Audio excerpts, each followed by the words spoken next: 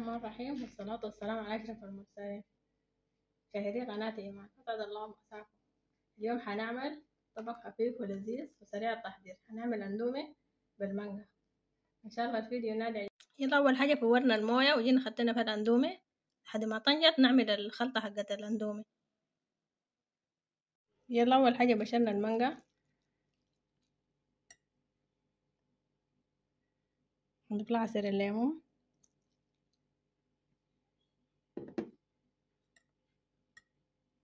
نضيف الدقوة،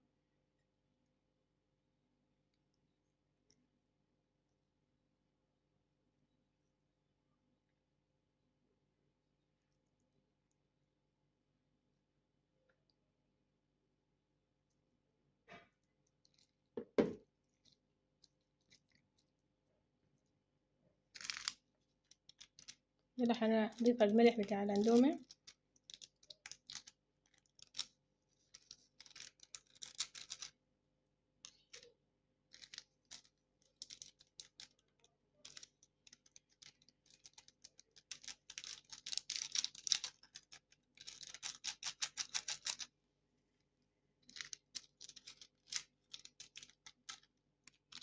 طبعا كمية على حسب ما عايزين. احنا هنا هنعمل أربع أكياس.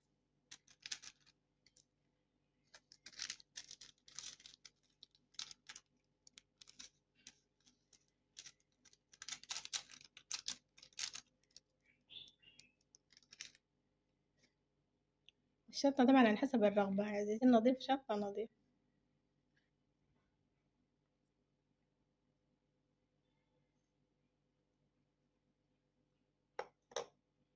يلا هنلخبط الخليط. بعد ما لخبطنا الحاجات كلها مزجناها مع بعض، الدكوة والمانجا المبشورة والليمون.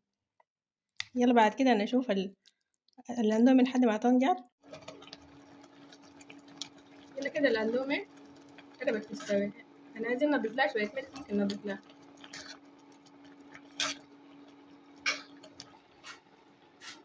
يلا كده خلاص الاندومي استوت. ده كده الاندومي خلاص بعد ما لخبطناه بالعافية ان شاء الله.